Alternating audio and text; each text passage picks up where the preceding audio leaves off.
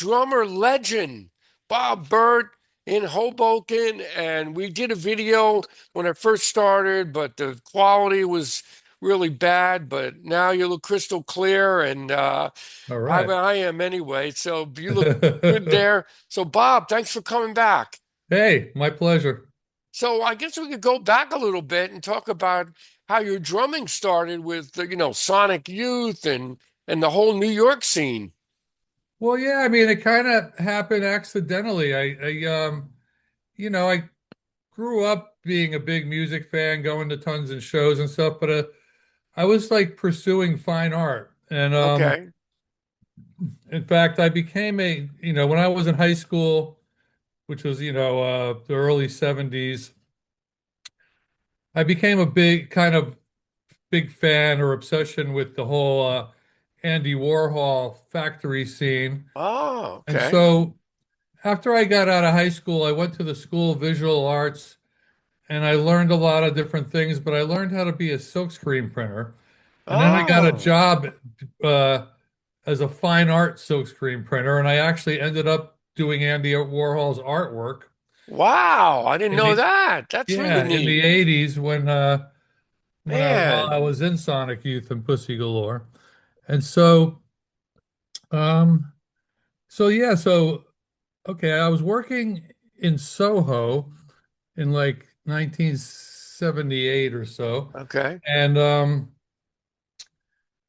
and it was great. That Soho was so great back then because you had all the art galleries and all the Yeah. It record was a real stores and scene stuff. back then. Yeah, it Yeah. was totally cool.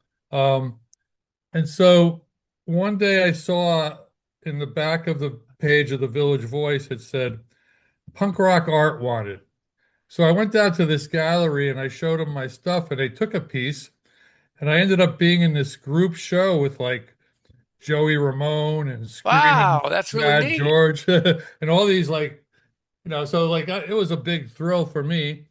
And I remember the opening was like, everybody from that scene and I someone rode a imagine. motorcycle right into the gallery and so I became a part of that gallery and through there I met my future wife Linda and we ended up moving to Hoboken together. And not long after we were here, we were at a club, not Maxwell's, a different place, where we were seeing Yeah. some bands play. And one of the bands, like half the people didn't show up. So we were sitting there drinking and someone said, "Hey, anyone know a drummer?" And Linda's like, "Yeah, Bob is." And I had taken drum lessons when I was 12, after seeing like the Beatles on Ed Sullivan at the age of 8, Yeah. And and so but once I moved out of my house, it was the farthest thing from my mind. And I was constantly going to shows and I was seeing people like, you know, Clem Burke and Jerry Nolan, all these great drummers all the Yeah. time, Imagine. Liquid Liquid and Liquid. There you go. We had a good drummer. yeah, well, and you Really also good. uh just like my new album, you guys didn't have a guitar player. There you go. That's true. Well, we did have guitar on a little bit on one Yeah. song, a And couple of them you maybe. had the bass carrying it along. That's So true. anyway, um yeah, so I got up on stage that night and started jamming with some guys and that turned into my first band and so we were doing gigs and I just never stopped because it was so much more gratifying than like sitting in my room Yeah, painting I or whatever. imagine. Yeah. You're just Exciting. social, meeting people and so that band fell apart after like 7 months or whatever. And I was familiar with Sonic Youth because I read in the New York Rocker that I the remember that composer paper. Glenn Branca was starting a new record label, and his first release was this band Sonic Youth. And so I went and got their record as soon as I saw it, and I really dug it. And like a couple months later, not even, I went to see them a few times with Richard Edson playing drums. Oh, I remember him very Yeah, well. yeah, yeah. turned into a big movie star. Yup, and And punk, right? and um yeah, so one day I walked into, do you remember that store Rocks in Your Head on Prince Street? I might have, maybe. I think I Yeah. remember that. Yeah. Well, that's where I bought the record. And then I went there a few months later and I saw the flyer on the wall that said Sonic Youth needs a drummer. So I took it off the wall. I still have it. And That's amazing. I called up. And then just in recent times, when I was reading Thurston Moore's book, I never knew this, but I was actually the only person that called them up. Oh, that's something. Wow, that's even more amazing. Nobody tried out, huh? But you, right? Yeah, yeah. Man, And wow. so that started me with them. And it was like when I was working in that same place in Soho in 1978, I came across the No New York compilation record that Brian Eno put together. And that's what convinced me to, that you didn't have to be Clem Burke, you could like have a good idea, and just so I just kept playing and one thing led to another, Sonic Youth to Pussy Galore to, millions of other bands. Now, were you playing those clubs that we were playing, like Danceteria, Yeah. Hurrahs, CBGBs? Played my first show was CBGB's with Sonic Youth in 1982 in November, and the bill was Sonic Youth Swans and Don Oh, King, which was um, ex-members of the band Mars, Mark Cunningham and Connie oh Burt. yeah, I know him. I know Yeah, Mark. and so yeah, he was in a band with Sal for a while. Yes, he Just was. the facts. And Yep. uh, so yeah, I mean, I never played Hurrahs.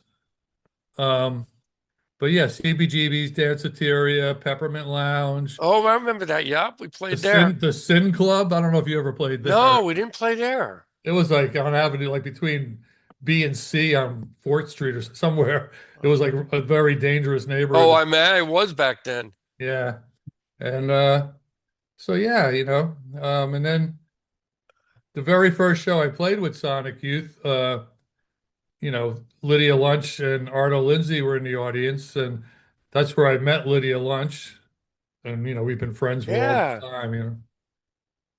Well, Arnold Lindsay, DNA, what a band they were. Oh, I love them. They were Yeah. incredible back in the Yeah, day. totally. That I is something. Now, I think we played with Sonic Youth in Hamburg, Germany in have a 19. poster. Yeah, yeah, You were on that gig. yeah, yeah. Isn't that something? You guys were like the head outlying act, and we were like the opening act. And I was thrilled because I loved you guys. I used to go see you guys all the time. And you know, and you know, It's- any fan of percussion, you yeah. guys. Yeah, we were percussion heavy, I'll tell you that. That's for Yeah, I was. sure. So Lydia Lunch, so you've been working with her for a number of years now, right? Yeah, well, when yeah, the first thing was Death Valley 69. We recorded, that was my first 7 inch, though it was actually Sonic Youth's first 7 inch. And then we did it again on the Bad Moon Rising album.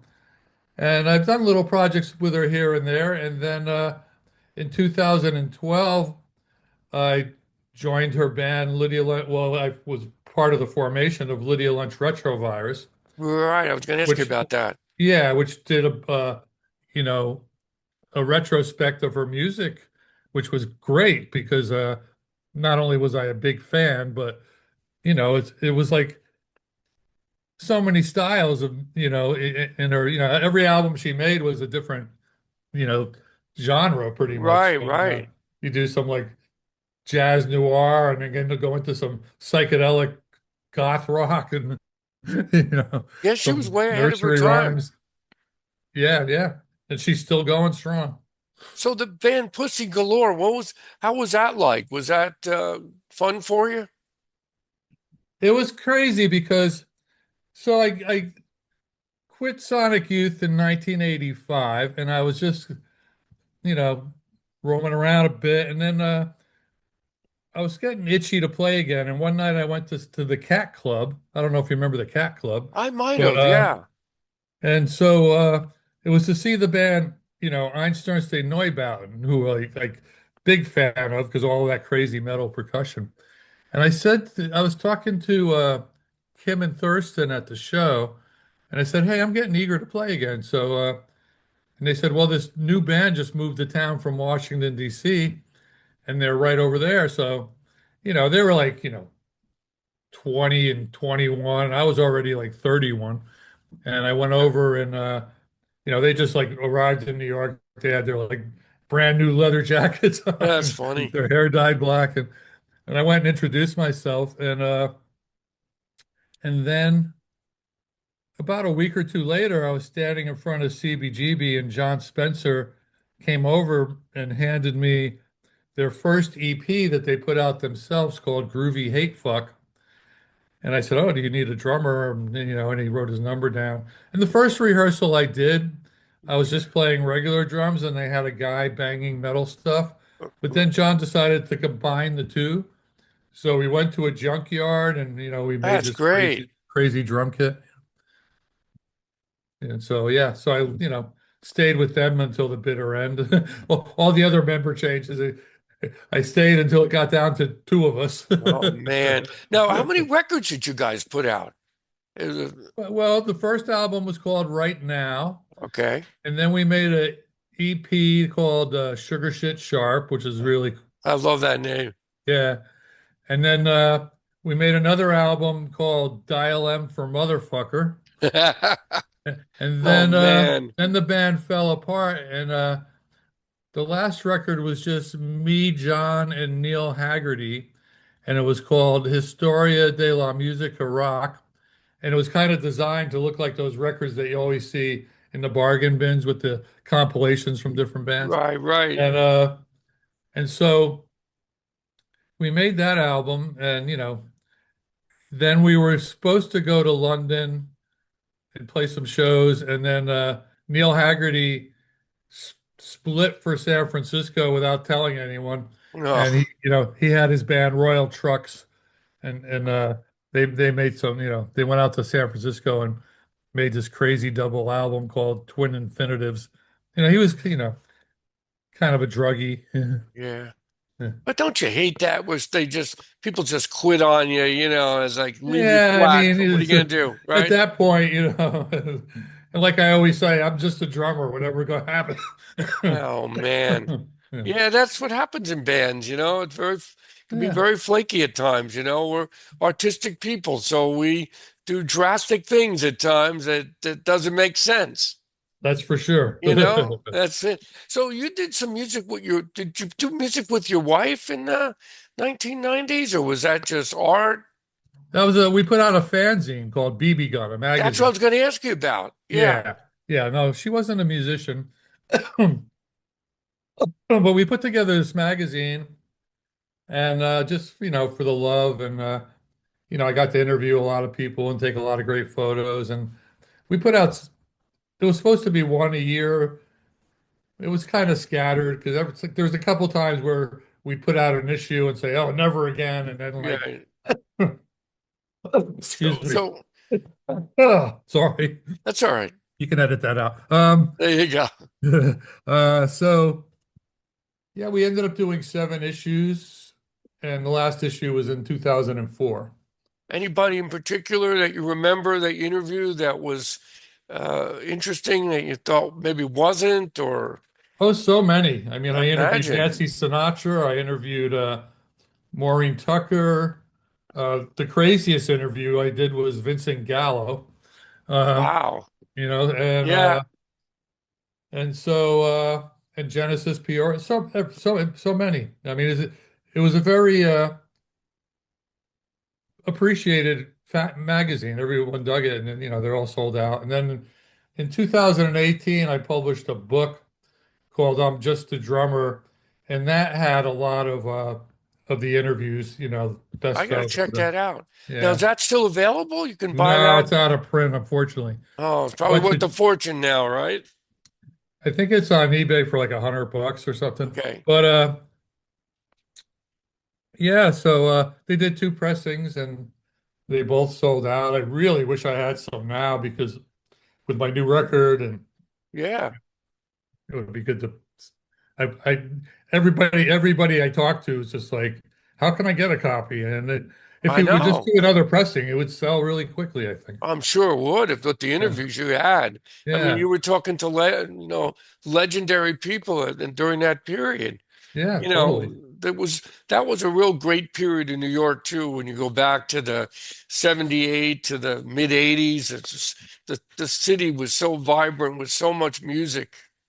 I know, and it's I was just saying how that was like my favorite period, and I just got done reading two books. One was by Fab Five Freddy, which was amazing, Right? and also Adele Berthet just wrote a No New York book with all her stories from that Oh, period. And I highly recommend both of those books. I got to look into that. Yeah. Yeah, because I'm always looking to read about the history of what people's perspective was on New York at that Yeah. time. Because, I was there and I appreciated it. I was a fan. But it's always great when someone writes a book and you can find out, like, who was having sex with who There and you go. Yeah. all the drama and, Yes. the drugs. Oh my God, the drugs back then was pretty, especially the cocaine usage was Yeah. out of control. Yeah. Like John Lurie, he wrote a good book too. Oh yeah, that's right. Yeah. I have to look into that book. Did you know of Lou Reed at all? No, I did not. I was a big fan. And my one funny story is I used to buy his records the day they came out, and I went to see him in concert all the time. And one night I was at CBGB's on, it was like a weeknight, and I was going to see television, and there weren't that many people there. And I'm standing there, and Lou Reed walks in, and we both kind of had on similar outfits, like the same leather jacket, and he just like looked at me and nodded, and so I followed him up to the front and I sat like 4 feet away from him and I was just like looking at him the whole time and and I was actually right there, like a few feet away. I witnessed Tom Verlaine handing Lou Reed the Little Johnny Jewel 7 inch. Oh my gosh, that would have been a great picture. Yeah, why didn't I have my camera Man, that night? right. But and then I've read a lot of stories afterwards that same night uh, Lou Reed was had a tape recorder hidden, and he was recording Oh, television. And Tom got wind of it, and he was really pissed off and wanted the tape. oh man. Yeah, because they were a great band. Oh yeah, the best. And we Yeah, just lost. I just went to a few weeks ago. I went to the memorial of Fred Smith, the bass player who passed. right, right. I forgot about that. Right. Yeah, Tom Verlaine's gone. It's yeah. very sad with that because they were really right there with everybody else. And and the craziest one of them all, Richard Lloyd, is still going. He's still alive Yes, and he is. Yep. He is going. still going strong. How about Blondie? Did you know anybody in that group? I became friends with Clem Burke because I interviewed him for my magazine, and he was so cool. And it was right when Blondie was like reforming in the mid '90s, Okay. and I interviewed him, and then he calls me up and he invites me to go see Blondie play in a really small rehearsal space in Chelsea. There was like 20 people there. They were just warming up for a big show, and that was so cool. I mean, and at that point it actually was like, Gary Valentine and Yeah. Jimmy Destry, you know, and so yeah, and I've met Debbie a few times, and I actually never met Chris, which is kind of unusual. Big fan of him and his photography and everything he does. Yeah. Yeah. Clem was such a great drummer. I mean, he was just so underrated. Oh, I I mean, don't think he was underrated. I you think don't think everybody so? knew he was a great drummer, but Yeah, probably. yeah, but and such a cool guy. Such a Yeah. nice guy, very generous and he gave me so many photos for my article. And, one time he was playing with someone else. I was on a bill with some band, and he was in this band, Magic Christian, which was Cyril Jordan from the Flaming Groovies. And it was just in this dumpy basement on Avenue B. I forget the name of the club. Didn't last long. But, you know, he had like some company send him a drum set there. He was taking it out of the Huh. box and putting it all together, and he let every band use it. He didn't, there's so many drummers that are just like, "Ugh, don't touch my kit," Yeah, He was right, so right. cool. That is really neat that he had a drum set that because you're right, a lot of drummers don't like anybody touching their kits. Yeah. And You know here's that. Clem Burke, probably could get any drum company in the world to send him a drum kit to play in the shitty little Yeah. Oh place. my gosh. From 2012 to early 2023, I was touring around the world and making records with Lydia Lunch, and then with Jon Spencer and the Hitmakers. I was revisiting my old metal drum kit, and uh and they both kind of ended around the same time. And all of a sudden I wasn't doing much, and it kind of was good timing because my girlfriend who I live with, who she was getting ill. So I became a caregiver Mm. for the second time in my life Oh, for like 3 years. But I have a practice space recording studio here in Hoboken in the old Newman Leather Factory building that I share with my really long-term friend Mark C. from the band Live Skull. okay. And so someone asked me to play something. So I did a couple solo shows with this weird percussion setup. I had this big marching bass drum on a stand that someone got for free. It's like a really vintage thing. And I put a marimba on top of that, and That's great. I had bongos. I was imitating you, Dennis. Yeah, oh man. And That's I had a something. whole setup, and I was, coming up with all these songs that I could sing and play at the same time. And then I said, like, I said, well, what the heck? I have access to this studio, and Yeah. Mark has so much equipment down there that he owns. And so I just said, like, let me put it down on tape. So it wasn't like this big, I got to make a solo album, ego kind of thing. I was just like, I would go down there for 2 afternoons because I couldn't even leave home for a long period of Mm. time. So I'd go down there for a couple afternoons. I'd lay down the basic tracks. I would take it home and listen to it for like a month, go back, oh, it needs this, needs that. And then before you know it, I thought, hey, this could be a full record. And I was happy with it. And the label Bar None, their No, I offices know them are, very well. Yep. yeah, their offices are right in the same building. So I gave it to them, and they really dug it. And they're putting it in. It's coming out on June 12th. That's great. And on June 15th, I'm having a big record release bash at Bowery Palace, formerly Bowery Electric, and some of my old bands are coming. I mean, it's going to be epic. I I'm gonna haven't try to make listed. it that ad, dude. Yeah, I know that place. I haven't listed the lineup yet, but when I do, it's going to sell out quick. I'm sure it is. I won't be able to get won't be able to get in for that. Now, how many groups are going to be playing? You're going to play, and you said how many other Well, groups? there's going to be a couple bands. This new hot band, which is a couple that just relocated from Georgia to New York. They're called Genre is Death. They're going to do some Pussy Galore and Sonic Youth songs. This band, the Skull Practitioners, the great, great power trio. Jason, the guitar player, has been playing in the band The Dream Syndicate for the last 20 Oh, okay, I know them. years. And they're going to, do some songs. And then um, I have Kid Congo coming out. So we got to do some songs by the Knoxville Girls, a band I was in with him.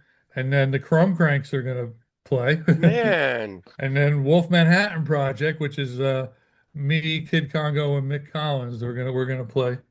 So it's gonna be an all-star night. what time's that start with all those bands? Is that going to be an Well, they're gonna be early short start? short sets, but Okay, yeah, probably doors at 7, show at 8 kind of thing. that's a small club place, so that's going to be really something. Yeah, yeah. Eh, I do a lot of things there, you know. In fact, I'm going to be playing there for it's going to be like a memorial for Greg Foreman, who recently died, and also you know, Alan Vega's birthday. So we're going to do a lot of suicide stuff. And Oh, I loved Alan Vega. yeah, no, He used to come to a lot of our gigs. I believe He was it. great. And we saw him one time in Europe. It Yeah. was absolutely crazy. We're there doing a sound check, and all of a sudden, Alan Vega shows up. Hey, how you guys doing? It's like, wow.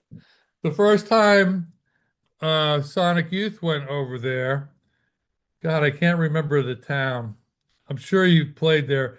I think it was in Holland, but it was like one of those big, you know, government complexes, and it's probably still there. And there was like, you know, different size rooms.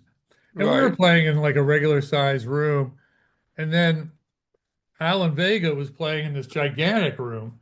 And I went over there and watched him, and he had like a pickup band. It wasn't really that great. I thought, you know, and but man, it's like he was really appreciated in Europe. And Yeah, he was something else. And I tried to interview Martin Rev, but he was too busy and he didn't have any time. So I would have loved to talk to him about, that, especially when they were playing at their peak.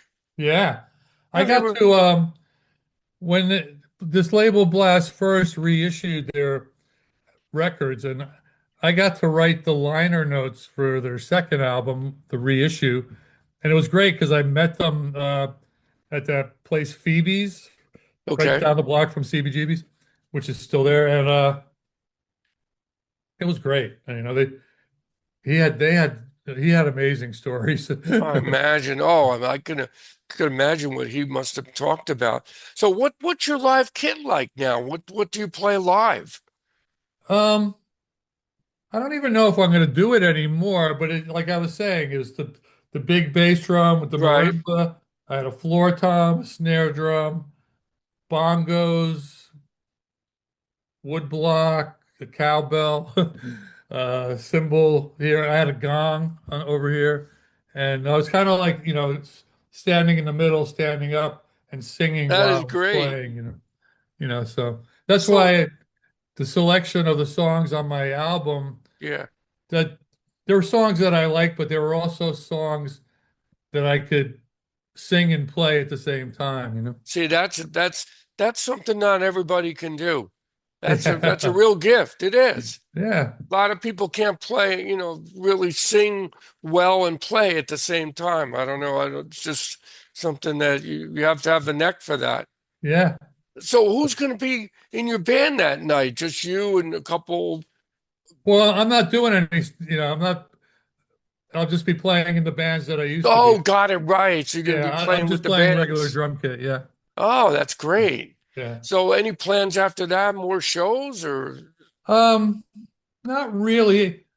Just things keep popping up. I was like, last night I was a DJ at Joe's Pub for Oh, this okay. band, the Tall Pines Review, and the headlining act last night was a married couple, Vicky Peterson from the Bangles, and she's married to John Cowsill from the Cowsills, and and so you know I DJ'd, and then for the finale I got up on stage and got to Oh, that's great. dance around for Walk Like an Egyptian.